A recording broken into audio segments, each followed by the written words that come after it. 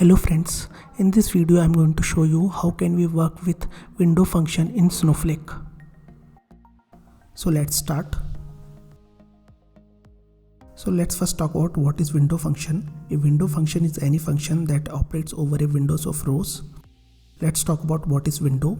A window is a group of related rows. For example, in an organization there could be multiple departments and an employee can be part of any department. We want to rank employee based on salary in each department. Then a group of row consisting only one department is a window. So basically there is a function which applied on a group of rows. This function could be rank, row number, aggregate function like min, max, sum, average. And Snowflake provide a long list of functions which support windowing. So let me show you the list. So I've already opened the Snowflake documentation and it is showing the list of functions that support windowing. So basically they are general window function, then rank related, and there are some aggregation related window function. So now let's talk about the syntax.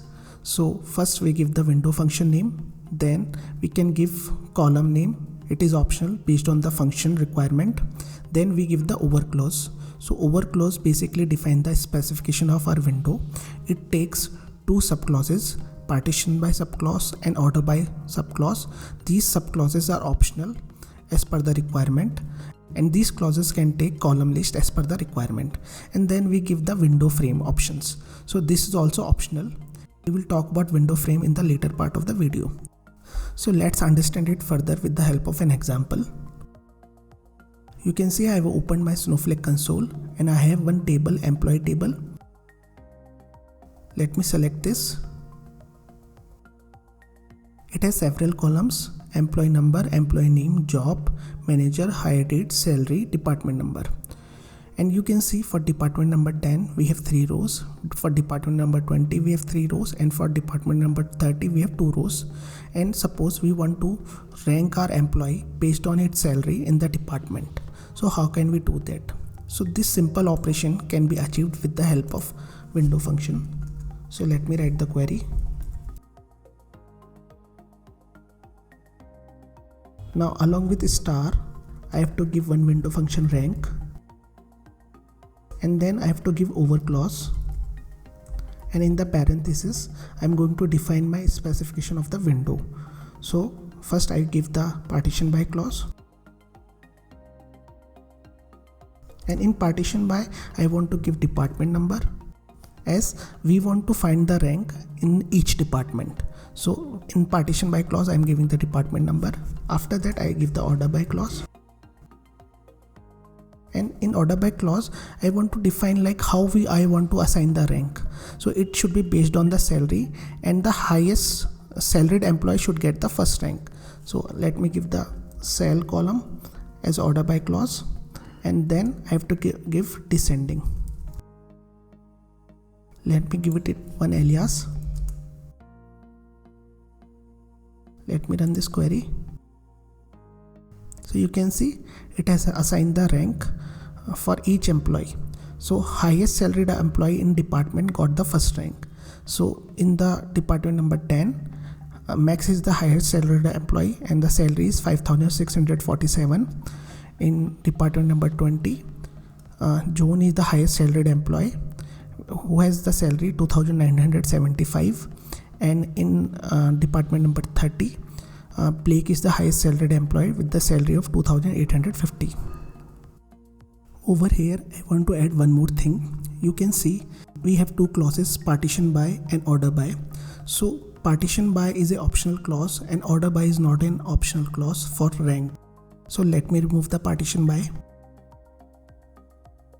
Let me run this query.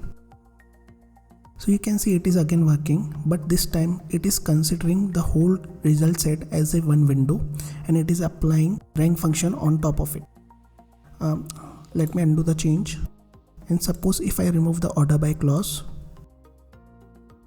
and if I run this time I am getting error saying rank require order by in window specification. As rank is dependent on order by, it needs order by clause.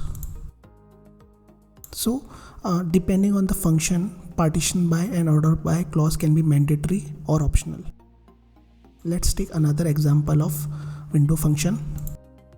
This time suppose we have the employee table, and this time we want sum of salary in each department. So how can I achieve it? Let me write the query. This time I'm going to use aggregation function sum,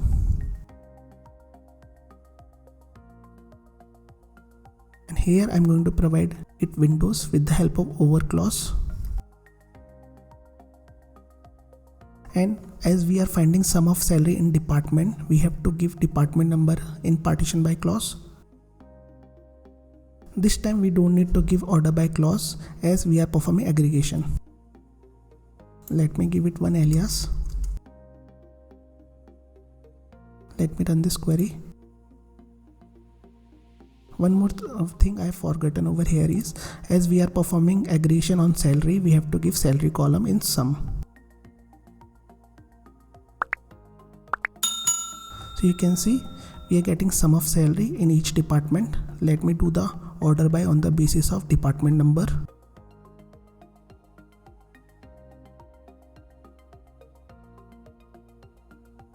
So you can see in department number 3 we have sum of salary 13,097. For department number 20 we have 5,975 as sum of salary, and in department number 30 we have 4,750 as a sum of salary. And you can see this sum of salary has been joined with the original table. As you can see, our sum of salary in each department has been joined with the record in each department. So we can achieve the same result with the help of group by clause as well. So let me show you that as well.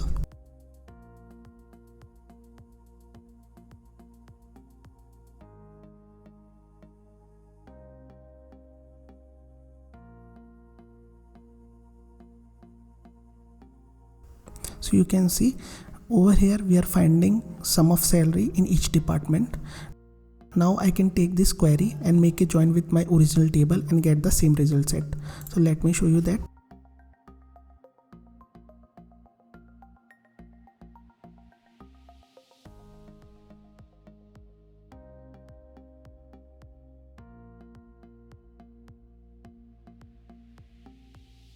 Over here I'm going to take all the records from my employee table and going to take sum of sum salary from my T table. So you can see we are getting the same records. Let me do the order by on the basis of department number. You can see we are getting the same result set. So instead of doing the aggregation with the help of group by and then later making join, we can simply use our window function and achieve the same result set. So friends, now let's talk about the window frame. So a window frame is a subgroup of rows in a Windows.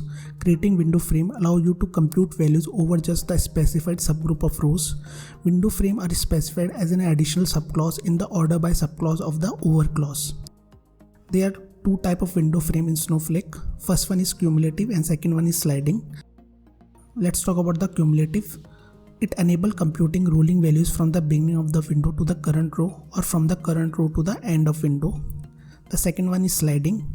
It enables computing rolling values between any two rows, and both rows are inclusive in window and relative to the current row. So I know it is theory. Let's understand it with the help of example. Let's take example what we have taken previously. So we are finding sum of salary in each department. Let me run this query. So you can see we are getting our result. We are getting the sum of salary in each department. But now I'm going to define the window frames. So for defining the window frame, we have to use order by clause. And we are going to use salary column to sort the data in each window. And we are going to take highest salary as a first record. That's why I have given salary descending. And now let's define the window frame.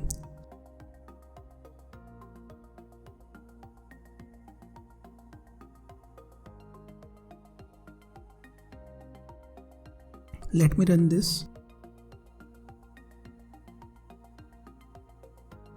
Let me sort it with the help of department number and salary, and salary should be descending. So let's see what is happening over here. We have given the order by clause, and so in records in each window will be sorted on the basis of salary column and in descending manner. That's why the first record in department number 10 will be this one, the second record will be this one, and the third record will be this one.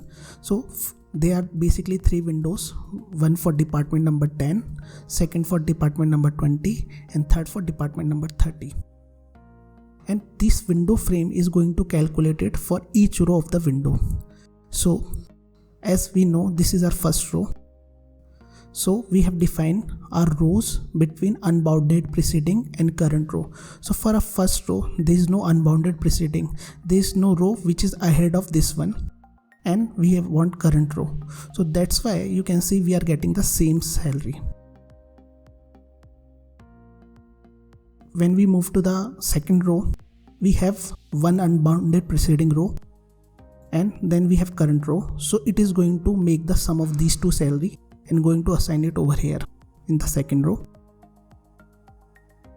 For the third row, we have two unbounded preceding values, and then we have the current row, and it is going to sum the value and going to give it over here.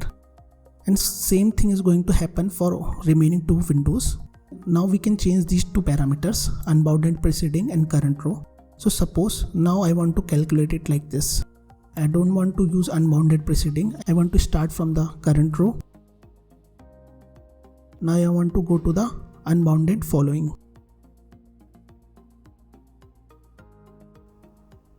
Now you can see this is my first row.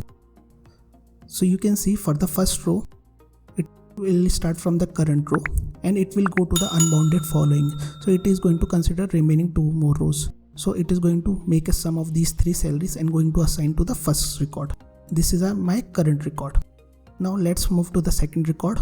So for second record, window frame is again going to get calculated. So now it will start from current row and will go to the unbounded following. So in that case, it will get only this record. So it is going to make a sum of these two record and going to assign it over here. And in case of third record, the only current row will be considered because after that there is no unbounded following. So it will be assigned the same value. And same thing is going to happen for remaining windows. So this kind of window frames are called cumulative window frames. So one boundary will be the current row and the other boundary can be unbounded preceding or unbounded following. There is another version to it. Instead of rows, we can take range.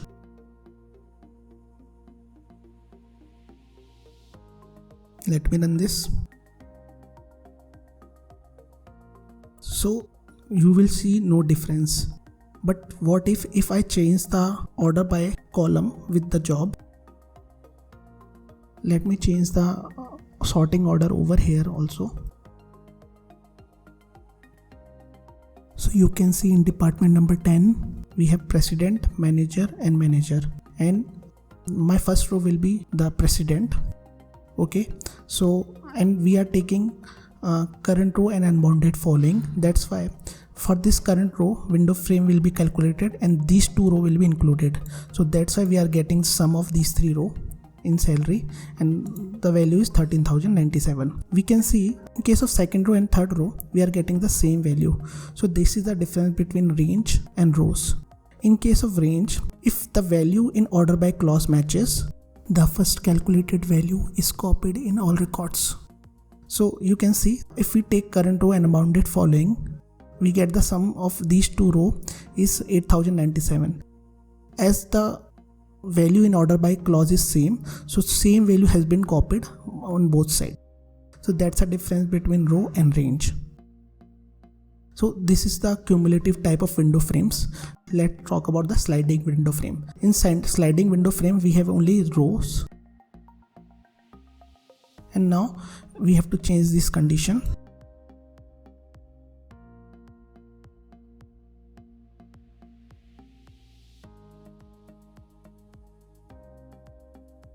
And these conditions are with respect to the current row. So we are giving unbounded preceding and one preceding. And let me change this order by also. Let me keep it as salary only. So you can see we are giving condition as unbounded preceding and one preceding. For the first row in department number 10, we don't have unbounded preceding and we don't have one preceding. That's why we are getting sum of salary as null. For the second row, we have one unbounded preceding and only one preceding. So that's why the same value has been copied over here. And in case of third row, we have two unbounded preceding and only one preceding. So only the sum of these two will be copied over here. And same things are happening over here. Same way we can give two following. Let me run this. So you can see this is my first row in department number 10 window, and you can see there's no unbounded preceding for this row and they are two following. So that's why the sum of all three are getting copied over here. Then for the second row, we have one unbounded preceding and one following. That's why again same sum has been copied over here. And for the third row also, we have two unbounded preceding and zero following. So again the same sum will be copied over here, and same thing is happening over here for remaining two window. So this is the sliding window frame where we can give unbounded preceding and number of following row, or number of preceding rows and unbounded following rows with respect to the current row. So friends, if you find this content helpful, kindly like my video, subscribe to my channel and share it with your friends. Thank you.